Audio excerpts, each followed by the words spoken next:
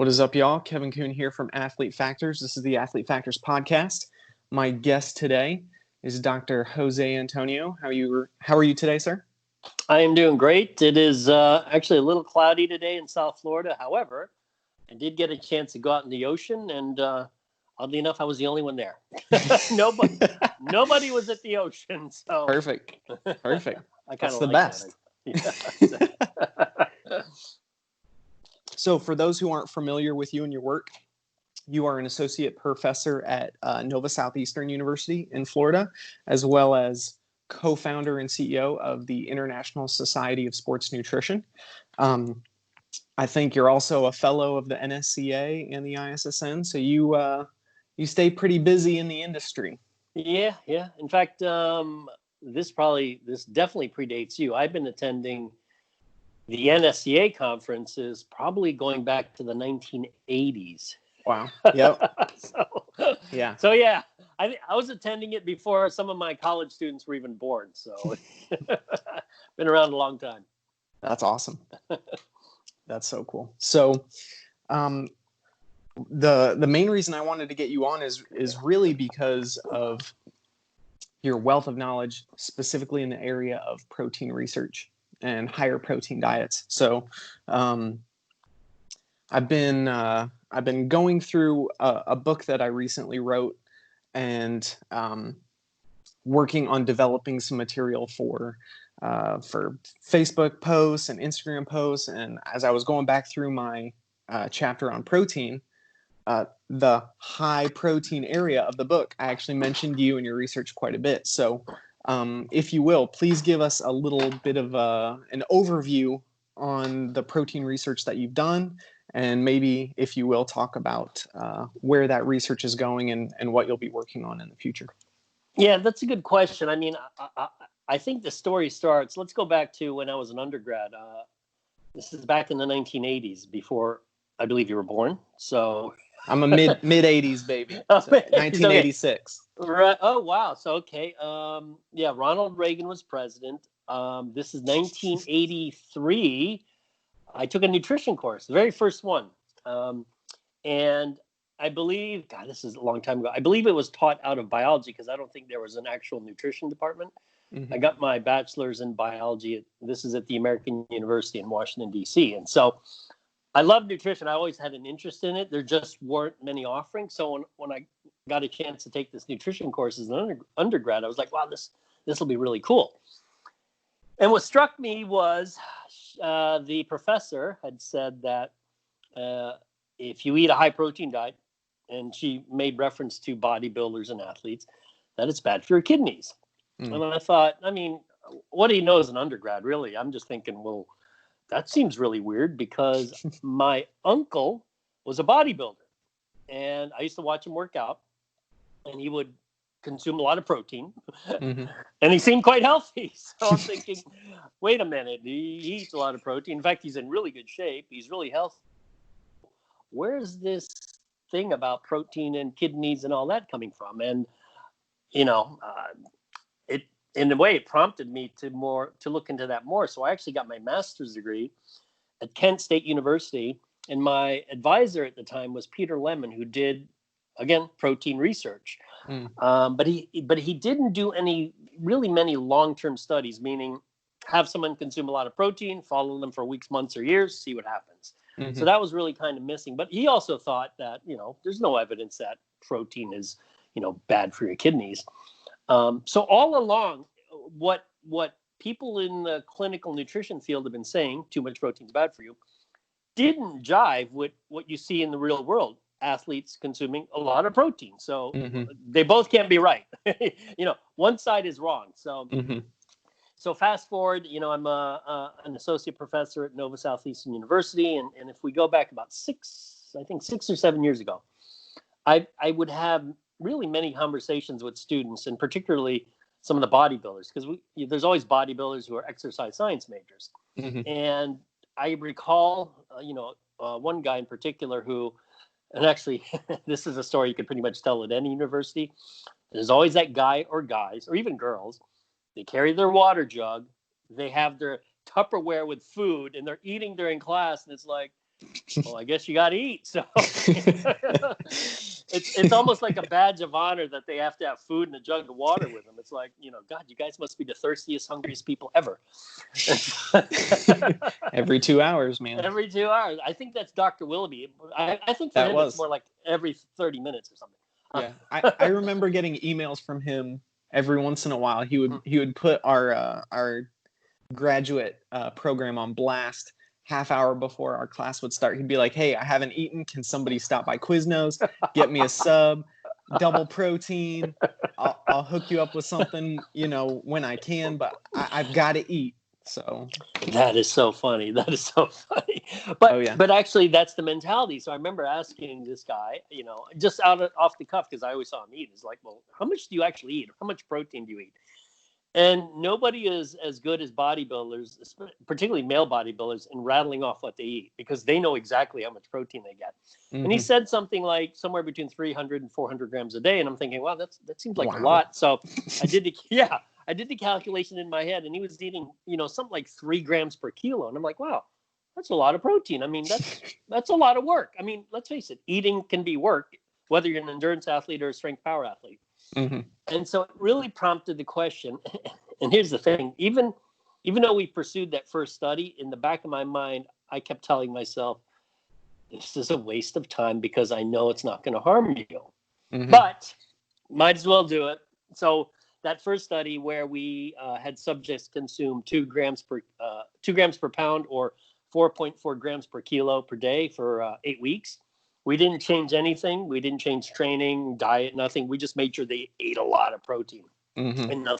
And nothing happened. Like, as in nothing. Body composition didn't change, which we thought was really odd. I'm like, wow, so you can basically drown yourself in whey protein and nothing happens. I mean, it just seemed odd. And people were like, well, it's not possible. Well, maybe it is possible because of the thermic effect of protein. Right. Maybe it affects appetite. I mean, there's all sorts of things. So we had the problem with, I don't know, have you ever tried to consume 2 grams per pound of protein? I can't do it. No. You know what? Way. I take it back. I might be able to do it once a year when I go to a Brazilian steakhouse for my birthday. Yes. I can do it then, but that's probably about it. Yeah. You know what? I love Brazilian steakhouses. They just keep slicing that meat, and it's maybe for one day I could do 3 grams per kilo, but after that, I think the following 3 days it would be like 0.1 grams per kilo. I would be full.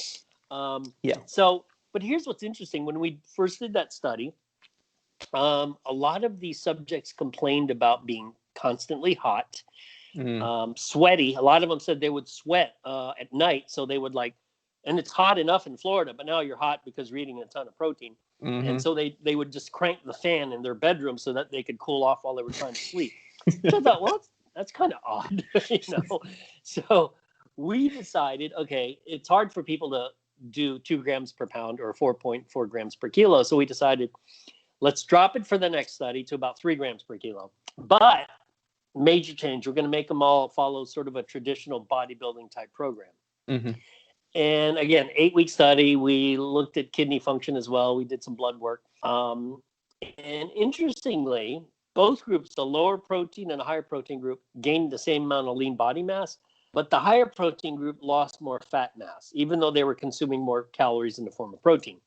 But also the safety data, when you look at the safety data, there was no harm to renal function. I mean, that's always the bugaboo, your kidneys, it'll be negatively affected when in fact, no, there's no evidence. You can go up to 3 grams per kilo. Nothing's happening.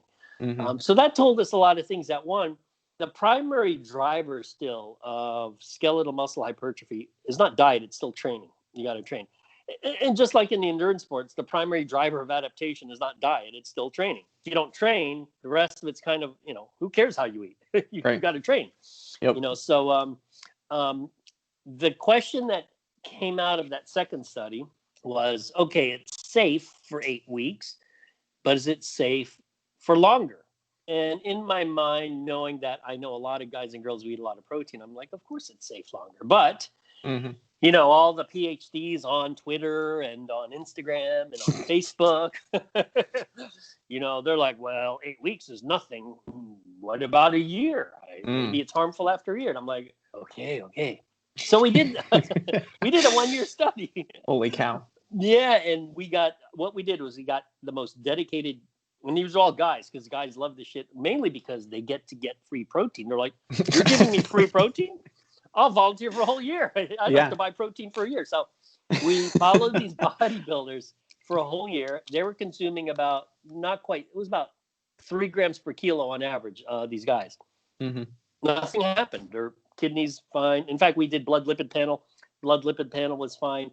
Everything is fine. In fact, if you didn't know that these guys were bodybuilders or athletes of any kind, and you just looked at their lipid panel and you looked at their, we did a comprehensive metabolic panel looking at organ function and whatnot, you'd say, wow, these guys are healthy, super healthy. Mm-hmm.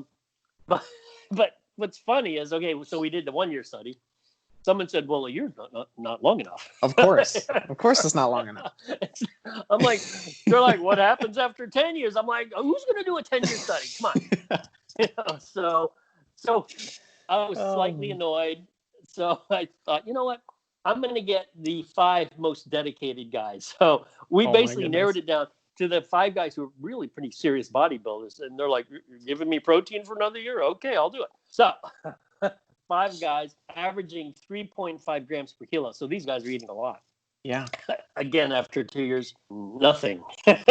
Kidney function fine, blood lipids, everything is fine. So to me, as we follow these studies along and one question is answered, then a new question arises. What we find is this, and I'll try to summarize those, and then I want to mention some of the bone data in women, is if you want to increase lean body mass, it has to be coupled with resistance training. If you don't change that, lean mass isn't going to go up. On the flip side, it seems that if you want to drop fat mass, in addition to exercise in general, eating more protein seems to help promote that for whatever reason, whether it's the thermic effect of it or non-exercise activity thermogenesis, it somehow promotes it. So the idea that you can eat too much protein and it's wasted just doesn't make sense, because if you don't use it for normal protein turnover, you're going to oxidize it as fuel. So it's never wasted. And I always found that odd. Well, that protein is wasted. Well, no, your body doesn't waste it. It uses it.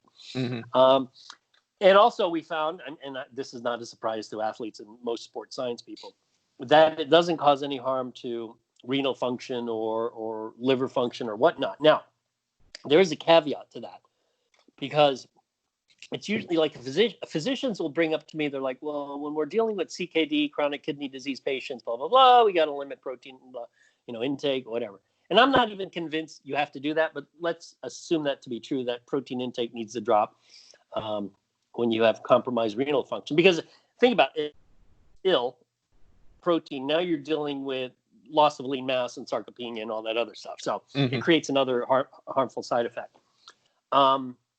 Well, if the thing with high protein intakes is there's only really one group of people that purposely do it, and those are athletes or people who compete. They're endurance athletes who consume that much, mainly because they eat such a large volume of food. And then there's strength power athletes who do that because they're cognizant of protein, their protein needs and how much they should take in. So you're dealing with a very select group of people who, 1, train like crazy, 2, their body composition is definitely better than average, tend to be lean. So when you're dealing with that unique a population, you can't to say, well, proteins, high protein intakes might be bad for you. Well, the people who do it are in great shape. They tend to be quite healthy and quite fit. I always tell people, you're not going to find a sedentary person, shopping at Walmart or Target looking for a tub of whey protein. They don't do that. They're looking for a bag of Doritos. So the idea that people, if I eat a lot of protein, first of all, not many people can handle that much protein. So I think that's the caveat that people need to understand, that it's only people who train a lot that will purposely do this. Now, a little sidebar here. In addition to, well, those studies aren't long enough, the other complaint I get these weird complaints. Well, how come how come you're not studying women, more women? I'm like, oh my God, no one's happy. I got to study somebody else besides these. And I always say, well, guys, I don't know what your experience was at Baylor, but I have an easier time for whatever reason getting guys to volunteer for these studies than girls. I'm like, if a girl won't volunteer, how am I going to do study on women? I can't. Exactly.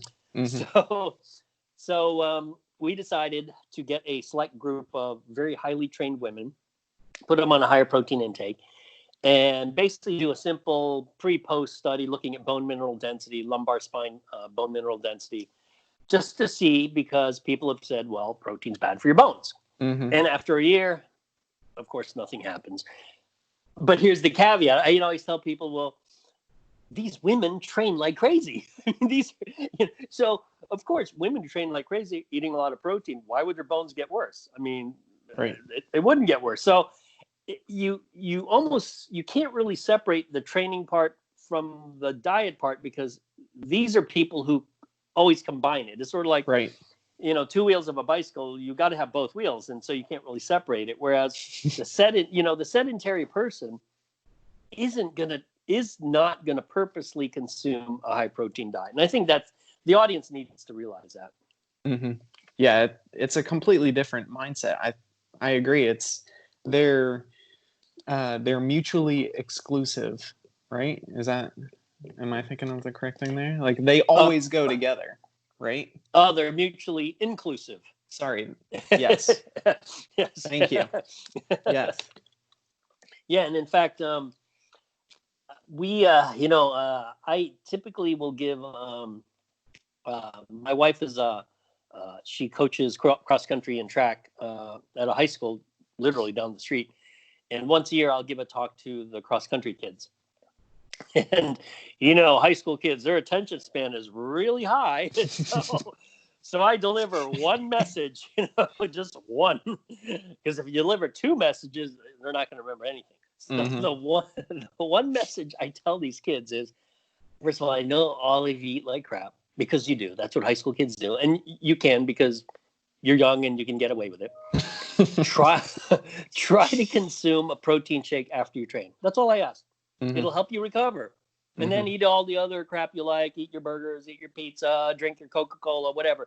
But if you have that shake post-workout, you may not feel an immediate benefit, because, recovery is recovery. Some days you feel better, some days you don't. But in the long run, if you do that one thing, it'll go a long ways. And I'd say 25 to 30% of the kids, they get it and they actually start doing it. And the rest are like, yeah, whatever.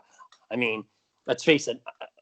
You've seen kids in college, they could go out, for a bender, and they wake up and they're semi-hungover, and 1 hour later, after drinking coffee, they're like perfect. Yep. I don't know how you do it. I couldn't do it. I can't do it. So that's the problem with youth. It's wasted on the young. That it is. So that reminds me of something. One of the first things, while I was at Baylor, that I actually heard you say, while I was studying with Dr. Willoughby, I think we were talking about the effectiveness of certain supplements, and kind of, there's this idea even in the industry now that's like, hey, don't waste your money on supplements. Like, there's these priorities that you need to follow, and so it's better to not waste money on protein if you're not going to improve your diet. So what you just said kind of really resonates with me, because there's a lot of times where people just aren't willing to overhaul their diet to increase their protein intake, but they can make small changes, like incorporating a protein shake after they train. And so one of the things that I think you said was, I think it had to do with creatine monohydrate. Like, you don't have to change everything to get benefit from creatine monohydrate, right? Like, you can just take it and you're going to see some benefit. So, so with that said, what are some of the, there's a lot of supplements out there that work a little bit, and there's a lot of supplements out there that don't work at all. And then there's this spectrum. So specifically for endurance athletes and maybe youth athletes, what are What are your top 3 to 5 supplements that you recommend? Okay, because you bring up an interesting question prior to that question. Before I answer that, I want to bring up the notion of fixing up your diet before taking a supplement. Because I hear that a lot. And I actually hear it from my colleagues, and they're all wrong. I'll tell you that. They're all wrong. Here's why they're wrong. And let's take the top 3 most studied supplements, creatine, caffeine, and carbs, right? I guess you could throw water in there. Water technically is an ergogenic aid. Mm-hmm.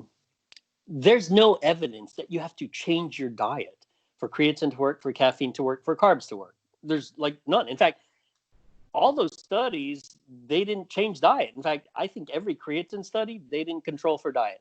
They just said, you get a placebo, you get creatine. Or the beta-alanine studies, you get beta-alanine, you get a placebo. They didn't change diet. So I've always found it odd that sports scientists, and I'd say if I were to poll all the PhD sports scientists, I'd say 9 out of 10 would say, yep, clean your diet before you take a supplement. And I'm thinking, that's purely an emotional position. That's not a scientific position, because supplement studies typically are done to look at the effects of a supplement, not the effects of a supplement with a change in diet.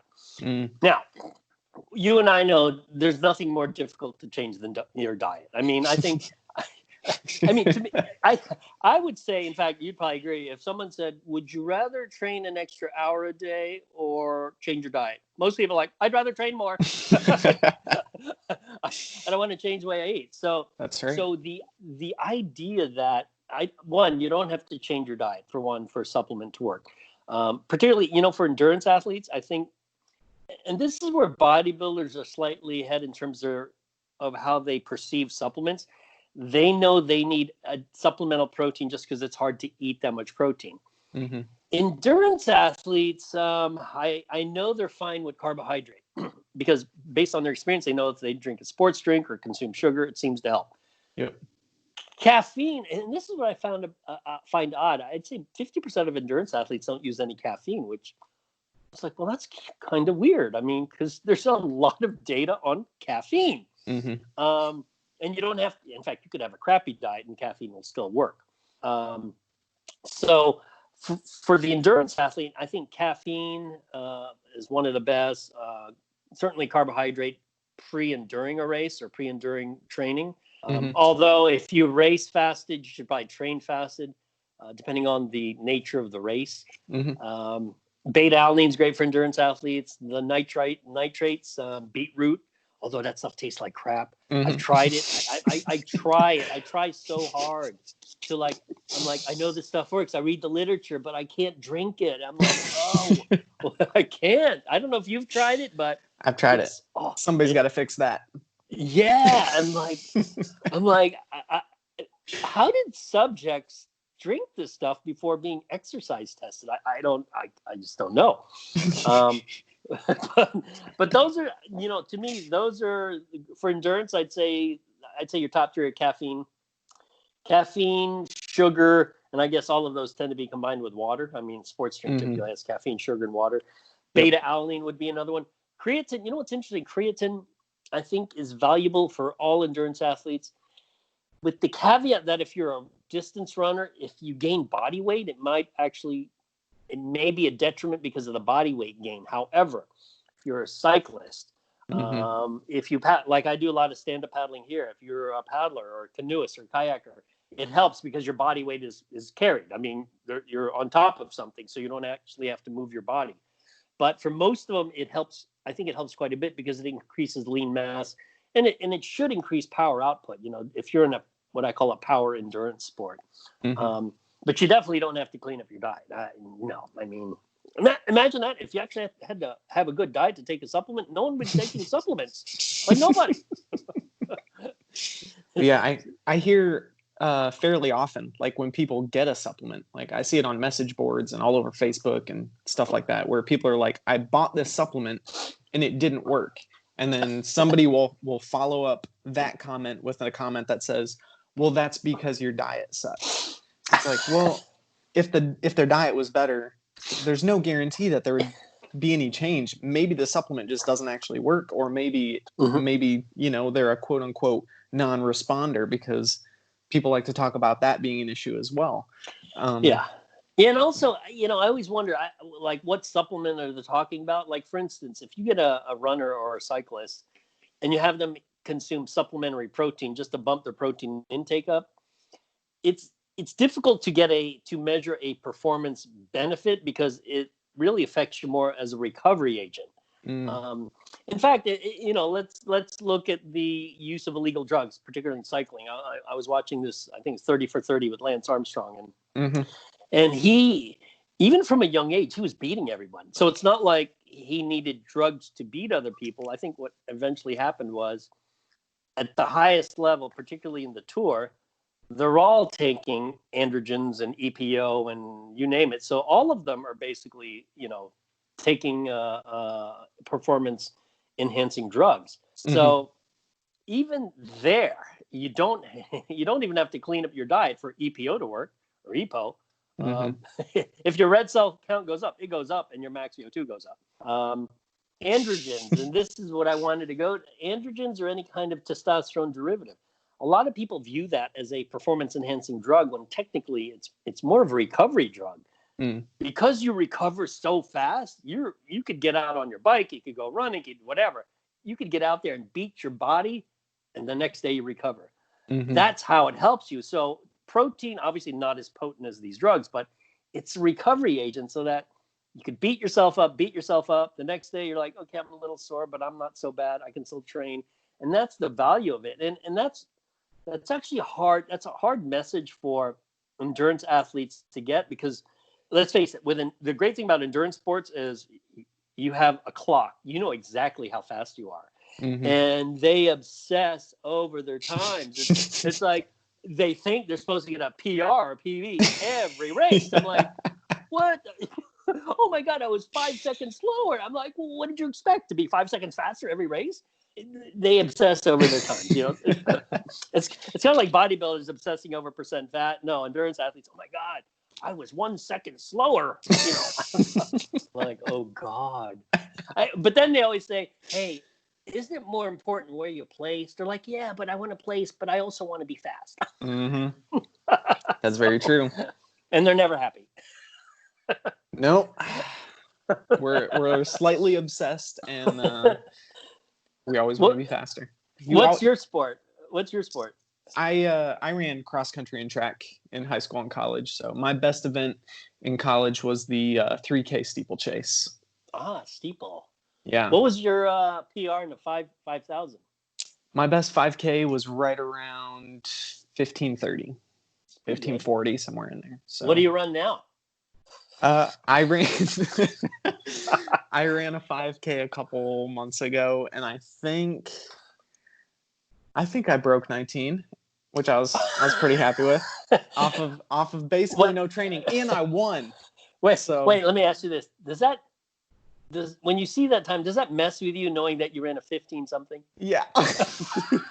It hurts. It hurt. Like, I finished and everyone was like, wow, good job, you did so good. And I'm like, no, that was pitiful. I'm embarrassed. Don't look at me, please. I need to go run some more right now. Oh my God. That's so typical. But you know what? That's my wife ran at Drake. She ran her favorite event was the 3,000. But yeah, she's the same way. It's like, not only do you have to be faster, you got to place. And I'm thinking, wouldn't it be better to finish first and be slower? Well, that's kind of a weird consolation prize. Yeah. The only time something like that happens is like a championship meet where the time doesn't matter, only the place matters. But everywhere else, the time matters. Well, let me ask you this. Your next 5K, let's pretend you run a 16 next 5K, but you finish third. Would you feel better? Look at your thinking. Yes and no. Yeah. Part of me would feel better, but then oh man, I want to win. I always want to win. Winning's more important, right? Winning is always more important. I think so. It's a race. You got to win. It's a race. Yeah. You can rationalize away a slow time to say, oh, it was a tactical race, but so we didn't go out real fast so you can always rationalize Okay. that away, but you can't rationalize away like, oh, I got third. It was a really fast time though. Nobody cares. You got third. Well, no, it could be, hey, those two guys were world class, so of course Yeah. I got the third. There's There you always go. rationalization. That works. Yeah, that's true. That's true. Goodness. So, segueing back to the endurance athletes. So what do you think is a good amount of protein to shoot for?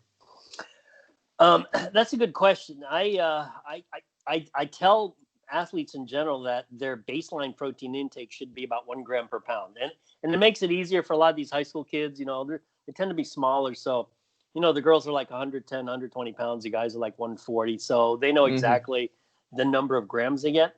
But here's what's interesting: when they start thinking about or writing their diet, I'd say 90% of them are underfed on protein. In fact, they're kind of surprised. They're like, whoa, I got to eat that much protein? I'm like, yeah, just if you do that one shake, just one, you know, 40 grams, that'll go a long way to hitting your target goal. But, you know, even that is tough. And, you know, I always say just change one behavior. That's all I ask, one behavior. And that's tough for a lot of people. And it's not just runners and endurance people, but it's tough for anybody. For whatever reason. Yeah, it's crazy. Yeah, and it can be easy to do one day or a couple days in a row, but being able to do it consistently week after week after week. It's tough. Yeah, but it takes that long before you start to feel the change or feel the benefit or see like, oh wow, you know, I am sleeping better. I do wake up more rested. I do feel like I can push harder during the workouts because it's driving recovery, like you mentioned before. So yeah, and I want to mention sort of to put this in perspective, an anecdote or story working with locally. There's a masters run here. Her name is Sonia Friend Yule, and I think she holds the record in the mile for the masters, and she's still super fast. In fact, she'll drive up to Florida State or wherever they hold these cross country meets and compete open against college girls. And she does fine. And I met her probably, this might have been 10 or 15 years ago. And for a brief time, we started a company called Run Fast, and we gave seminars to runners and whatnot.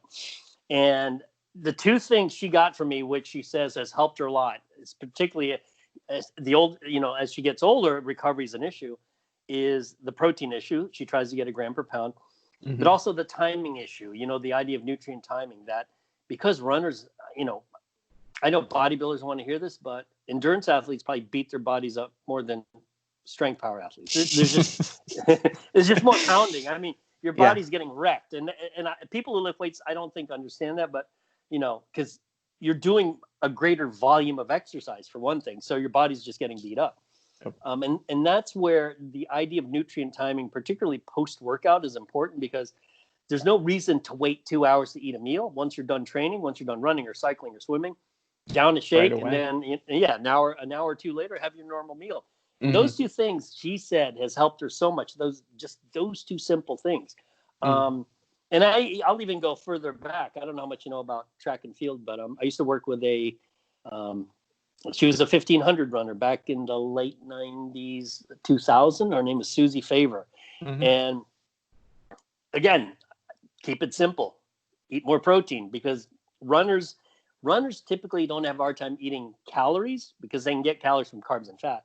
It's the protein issue. So if you can get more protein, it'll help you recover. So this message I try to repeat to endurance athletes all the time. And the ones who follow it, and I'm not just talking runners, we're talking about runners, cyclists, canoeists, paddlers. The ones who follow it, they're always kind of surprised that, wow, you know what? My body composition is getting better. I feel better. You know, does it always translate to better race performance? It's hard to say, because so many things go into a race. I mean, you could feel great and you finish third, or you could feel like crap and you finish first. Yep, I mean, that's true. That's very true. So in a way, racing is like, you know, it's one of those things where it's so unpredictable, so many damn variables, that it's maddening often. It's rare to have the perfect race where you wake up, you feel great, you feel recovered. The beginning of the race is great. The middle part and the end of the race, you feel great. It's like, does that ever happen? maybe once in a career, twice in a career. Maybe. Everything goes the way that you plan it out, and like it doesn't happen. It's very rare. Yeah. So I wanted to give those stories out because in the real life, there are even at the elite level, simple things help quite a bit. Mm-hmm. Awesome. Well, let's transition away from that a little bit. How do you think all of this coronavirus situation is, and the measures that we're taking specifically, how is that going to affect exercise and nutrition research going forward, as well as academia, our industry specifically? Do you think it's going to have a big effect, or? I think in the short run, it'll have a big effect. In fact, at my university, we're trying to come up with, I guess, documentation that, at least on the research side, if you're a researcher dealing with human subjects, you have to follow this protocol whenever, for simple things like when they show up at the lab, how do you greet them? Are you wearing a face mask and all that? Mm-hmm. So I think in the short run, all universities are going to do this. And I think they're doing it more for legal reasons than scientific reasons. They don't want to be the university that, oh my God, the human subjects got coronavirus from whatever when they participated in the study. So they don't want the legality associated with it, even though college students are like the lowest of the lowest risk. I mean, even if they got it, nothing would happen. I mean, it's just such a low risk. And I don't know what it's like in your state, but in Florida, half of the deaths from coronavirus are the very old in nursing homes with comorbidities. Right. And then the other half are still quite old with comorbidities. So it's when you're dealing with young, healthy population, to me, it's not an issue, but it's more of a legal issue than a health issue, I think. Right. So in the short run, it'll affect it. In the long run, my guess is by this time next year, I bet you most people will not even think about it. That's just my guess. So for us dealing with human subjects, I mean, I think it'll be an inconvenience at first, but I think we'll be fine. Yeah. Gotcha. And do you think it's going to negatively affect enrollment or the industry in general going forward? That's a good question. Actually, you know what it'll affect? Excuse me. In California, I think the Cal State's system, they're not going to have sports, I think, all year. Those kids are just transferring to other schools. Right. So, in a way, some schools may be helped. They're like, oh my God, all these kids who can't do sports in the Cal State system, they're going to go to Idaho or Washington or Oregon or maybe the University of California school system. It'll, in a way, it'll be a bonanza for them. So it's, in a weird way, it's really a state by state issue, because if you look at the middle of the country, I think, other than maybe Michigan, it's largely unaffected. And to me, like I have a daughter that's going to, she'll be a junior at Wartburg College in Iowa. It's like there aren't any cases there. So sports will resume, classes will resume. I don't know of many places where classes will not resume. I think where the negative effect for, quote, I'll use our industry sort of in a global sense, I think it might affect the gym business that deals with group fitness. One-on-one training is easy. I mean, it's easy. You can do one-on-one personal training without having to be close to anyone. So right. I don't think that'll be affected. But, I'm really kind of sad for the gym industry, because they've lost a lot of money. And I know in South Florida, it's a huge industry, the gym industry here. And it's, I think some of them are just going to permanently close, which is, it's kind of ironic, because exercise is probably the single best thing you could do. And that's the part I don't get. It's like, and people say, well, you could go outside and exercise. Well, yeah, technically you could. You just go outside, walk, do whatever, or run. But a lot of people like going to a place. They like going to a gym. Me personally, I don't. I go to the water. I'm in the ocean or whatever. But some people need that. Some people like it. And I think it's unfortunate that a lot of local governments and state governments have prohibited that. Yeah, it doesn't make any sense to me. Yeah, I don't think as a whole, either really any level of uh, of authority is promoting this idea of, hey, why don't we just get everybody healthy? Yeah. Like that's a really good way to prevent this thing from becoming a serious issue. Is let's eat higher quality food, let's exercise more. But it's kind of like, no, let's just, everybody needs to be separated, and we just won't interact with anybody. And like, yeah, that's a band-aid on a Yeah. on a serious wound. So no, it's ironic you bring that up, because a lot of my friends, we're sort of thinking the same, in that the focus is on masks, vaccines, social distancing. And that's all you hear: masks, vaccines, social distancing. mm-hmm. But you and I know, when you look at death rates and who's dying, it's people who are obese, people with diabetes, who get coronavirus, and obviously the elderly. I mean, but let's face it, age is a risk factor for heart disease and cancer too. So Mm-hmm. that's the problem. Age always wins. So, but the things you could do to keep yourself healthy, the exercise part, the eating well part, I haven't heard a public health expert even talk about that. Like, none. Oh. Have you? No, not at all. Like, which to me is odd, because you constantly see reports in the news that, the majority of deaths in Italy are from the elderly, and the elderly with comorbidities. They tend to be overweight or diabetic or whatever. But then you don't see the follow-up of, well, what could we do to make people healthier? Right. I mean, you can't wait for a vaccine. Yeah. It's crazy. It's crazy. Yep.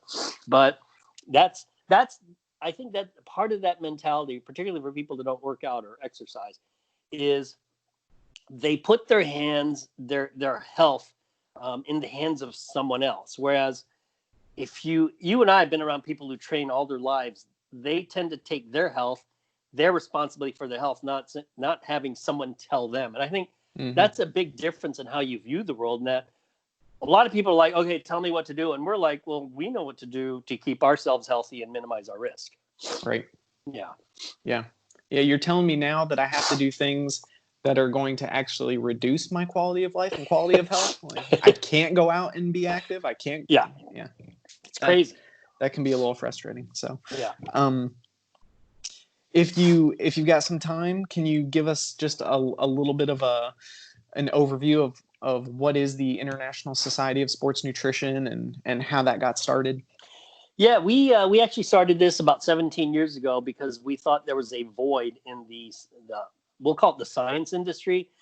Back then, the two big players were the NSCA, which focuses on strength and conditioning, and the American College of Sports Medicine, which, I hate to say it, but they sort of are scattered. They focus on everything, which means if you focus on everything, you're an expert in nothing. At least the NSCA knows they focus on strength and conditioning. But sports nutrition really didn't. It was sort of the black sheep of the academic family. No one thought it was a legitimate field of inquiry.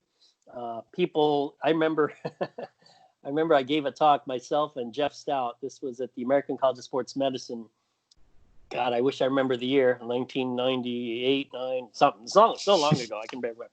But anyways, we gave a talk on supplements, which we thought, which is rather odd. We were shocked that the ACSM accepted a talk on supplements.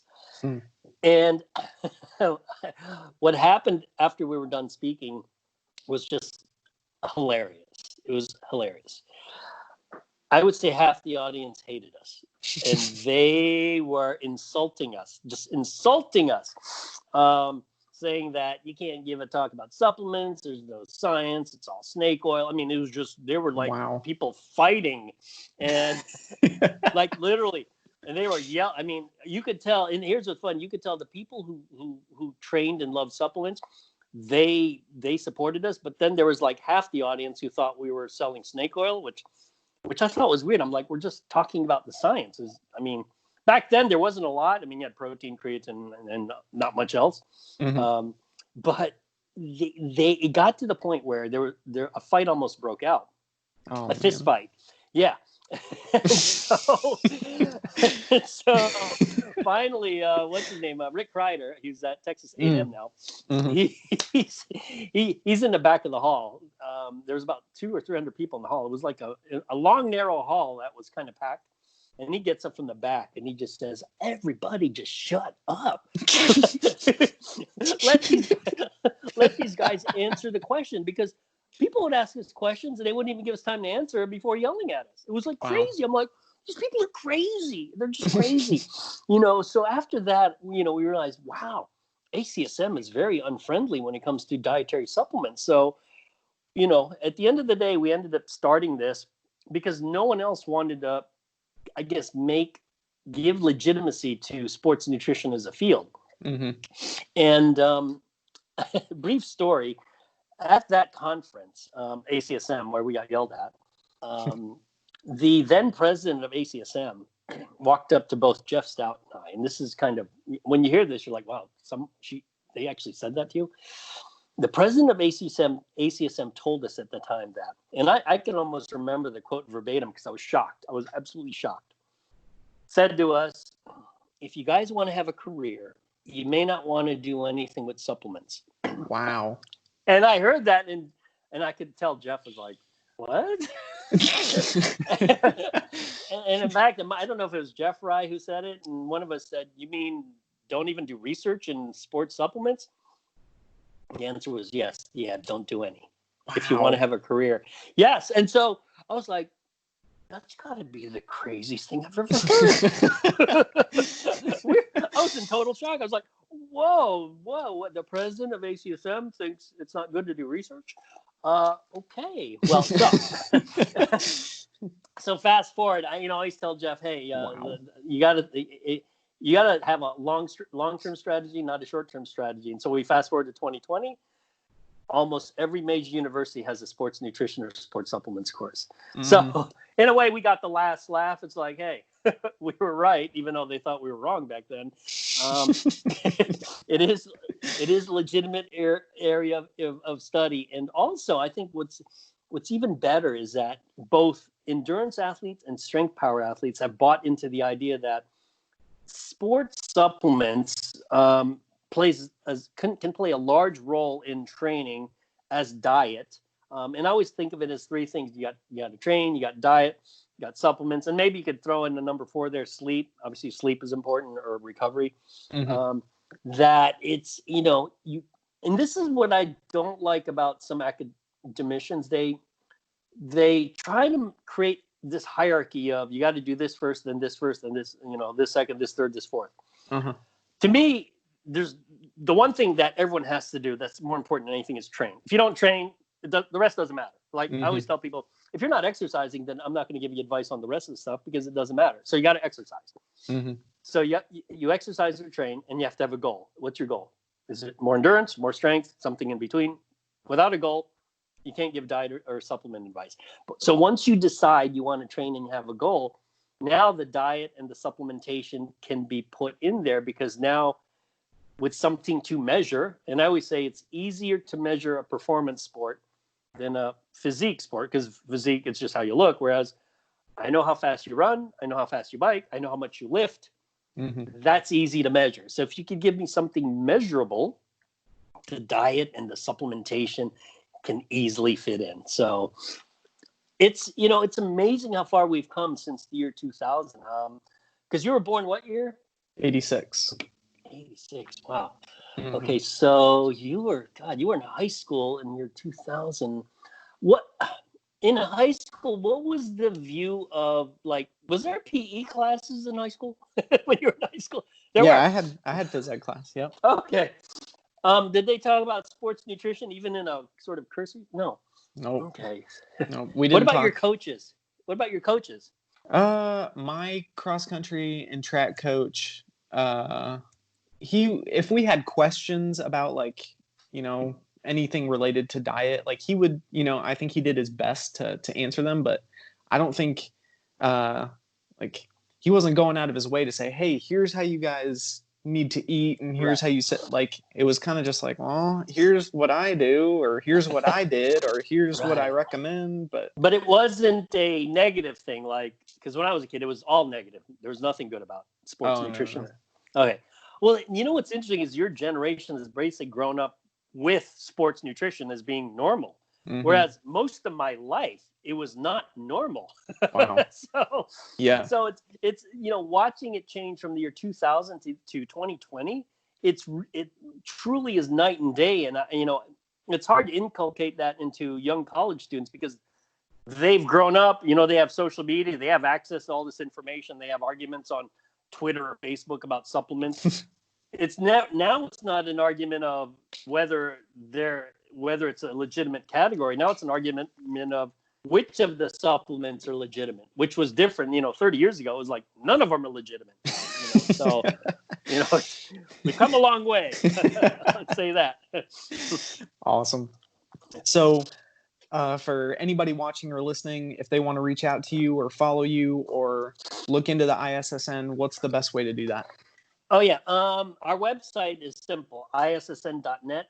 I want to let your audience know that our national conference is going to be held in Daytona Beach, Florida, September 10th to the 12th. In fact, there might be an odd thing in that because ACSM and NSCA were canceled, we may actually get a larger group than normal, which is really, crazy. We're the only ones who didn't cancel our conference. We just postponed it. So if you like the beach, I would highly recommend you come. If you can't make it, we have some webinars. Again, you could go to ISSN.net and look up some of our webinars on different aspects related to sports nutrition or sports science. Probably the easiest place to reach me on social media is probably Instagram. Although I'm on Twitter and Facebook as well, but Instagram, the name on Instagram is _ISSN. And you could find, I post a lot of studies and sometimes goofy memes, whatever, gets people moving. That way it's entertaining. You learn something and you're entertained. That's the best way to do it. Exactly. It's memorable. Awesome. Awesome. So to close us out, can you give us, one piece of advice or a quote or an important piece of information that you think is necessary for everybody watching and listening to hear? To me, I think one of the best pieces of advice, I think in general, not just for training or diet or whatnot, is, and I think I've used this quote primarily with regards to training and learning. You have to practice a skill, and it can be repetitive. But if you do it all the time, you'll get better at it. And I use this analogy, like, for instance, when I give writing assignments in college, I'd say maybe 10% of the students write well. The other 90%, let's face it, they kind of suck. They're not very good at writing. Mm-hmm. But it's a skill like anything else. You have to practice it. You don't just suddenly become a great writer. You don't suddenly become a great power lifter, a great runner. And this is the part that's interesting, there's repetitive boredom to getting great at a skill. You just have to keep repeating it. And for people who don't exercise, I don't think they understand that. For those of us who train, to us, we have great training days and we have crappy training days, but we train. Mm-hmm. Whereas to the person who's sedentary and doesn't understand that, to them, if it's bad, they're like, well, if it's bad, I just don't want to do it. Whereas it can be bad. It's always repetitive, but you'll also have good days. And the idea that you have to repeat a skill multiple times over months and years and years and years. A lot of people, maybe they know it intellectually, but they never sort of embrace it. So it doesn't matter what the skills. You want to be great at chess, you better play chess every day. If you want to be great at golf, you better hit a ball every day. If you like, I on occasion do stand-up paddling races in Florida, and the ones who are really great at it are the ones who train all the time. I mean, it's not like there's a secret out there, It's like these guys bust their butts training all the time. I mean, and that applies to bodybuilding, powerlifting, distance running, distance cycling. It's repetitive. And I think people have to embrace that repetitive nature of training or whatever skill they want. So, and it's not always, it's not always fun. It's not always fun. That's the truth. It's like the perfect race. You might get it once. That's right. Maybe twice. Yeah. But the more you're doing that monotonous, not so fun training, the more opportunities to have that perfect race.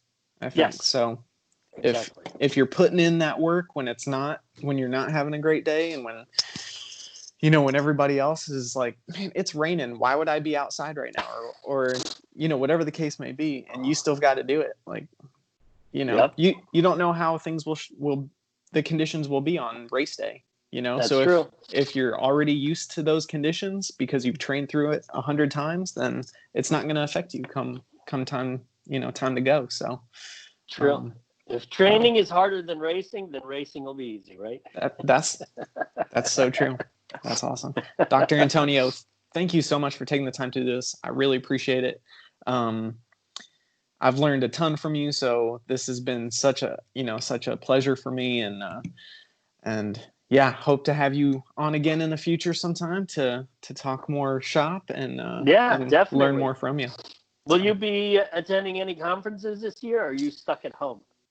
You know, I've basically got all my CEUs for NSCA because there's like a million different webinar things for free right now. Like this is the best year for getting CEUs because there's been like 3 or 4 different like weekend long courses where it's like it's free, and then you get, you know, your 20 contact hours or whatever, 2 CEUs. Oh, good for you. So I don't have to do anything this year, and then but starting next year, it's reporting starts over. So think of next year, because at ISSN you get both NSCA and NSCA CUs as well.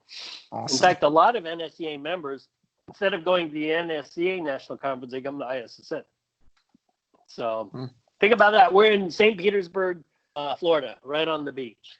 Yeah, last ISSN conference I was at was when it was here in Austin. So I'm in Dallas. So okay. That was what, 2015? 2015, yeah, 5 years ago. Like that. Mm-hmm. Yeah. Which was excellent. I loved it. So all right. But yeah, I'll do my best to make it out. So thank you again. And thank you. Yeah, we'll see you in the future. Okay. Have a great day. All righty.